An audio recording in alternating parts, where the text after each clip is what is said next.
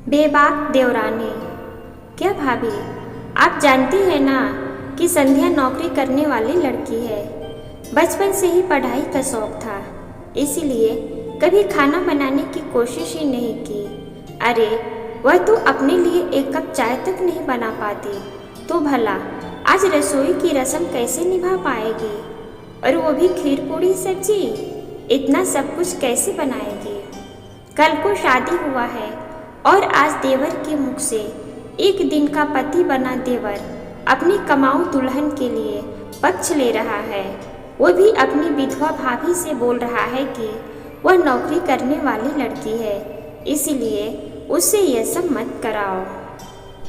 बेटे समान देवर की बातें सुन भाभी दंग रह गई। फिर भी संभलते हुए खुद पर संयम के साथ बोली, देखिए देवर जी, ये तो देवरानी को करना ही पड़ेगा। सभी रिश्तेदार नई बहू के हाथों से पका हुआ भोजन करेंगे। साथ में जेठ ससुर के द्वारा शगुन के रूप में उपहार एवं आशीर्वाद दिया जाता है नवविवाहिता के सुखी वैवाहिक जीवन के लिए। ठीक है भाभी, मैं संध्या को बता देता हूँ, आप किचन में उसकी मदद कर देना। लाल रंग की जड़ी वाली साड़ी में देवरानी बहुत सुंदर लग रही थी। उसे देख जेठानी खुश हो गई, लेकिन जिस देवर को बेटे से भी ज़्यादा प्यार दिया, उसके कथन सुन वो चिंतित थी कि अभी से ही अपनी पत्नी का पक्ष ले रहा है। भगवान ही जाने देवरानी का रंग कैसा है। संध्या अपनी जेठानी के पैर छूकर आशीर्वाद ली। संध्या, आज रसोई की रस्म है, इसीलिए मैं खाना बना देती हूँ। बस तुम पके हुए भोजन को स्पर्श कर देना और अपने हाथों से परोसकर जेठ ससुर को खिलाना। ऐसा करो, तुम यहाँ स्टूल पर बैठ जाओ। कहकर भाभी झट से उबले हुए आलू छिलने लगी और देवरानी को फ्रिज से दूध निकालने के लिए कहकर जैसे ही मुड़ती है, संध्या फ्रिज से दूध निकाली और अपनी जेठानी का हाथ पकड़कर बिठाते हुए बोली, भाभी आप इस स्टूल पर बैठ जाइए और मुझे बताते जाइए, मैं सब कुछ बना लूँगी। संध्या को फटाफट काम करते देख भाभी हैरान है कि देवर बीबी का साइड ले रहा है और देवरानी तो घरेलू कार्यों में भी पारंगत निकली।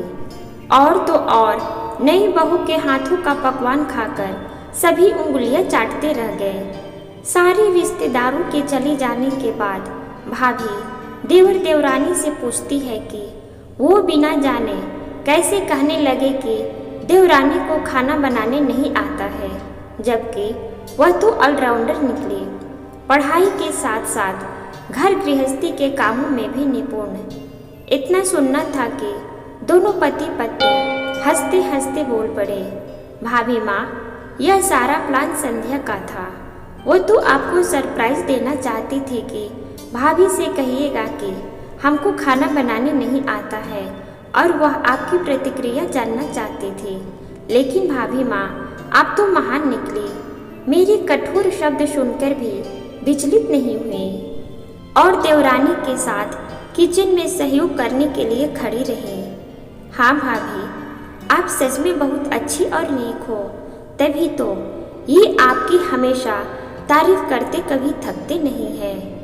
आपको अपनी भाभी नहीं बल्कि अपनी माँ भी मानते हैं, और आज से आप मेरी भी भाभी माँ बन गई। इतना कहकर संध्या जेठानी के गले लग जाती है। देवर देवरानी का यह रूप देख विधवा भाभी का मन खुशियों से आनंदित हो उठा और वो अपने ममता भरे हाथ संध्या के सिर पर रख दी। कितना अच्छा होता अगर हर घर में देवरानी जेठानी का रिश्ता ऐसा ही होता। आशा करती हूँ यह छोटी सी कहानी आपको जरूर पसंद आई होगी। अभी अपने जीवन में हमेशा हंसते रहे, मुस्कुराते रहे, स्वस्थ रहे, सेहतमंद रहे और अपने जीवन में आगे बढ़ते रहे। इन्हीं शुभकामनाओं के साथ फिर मिलूंगी एक और नए वीडियो में। तब तक के लिए जय हिंद।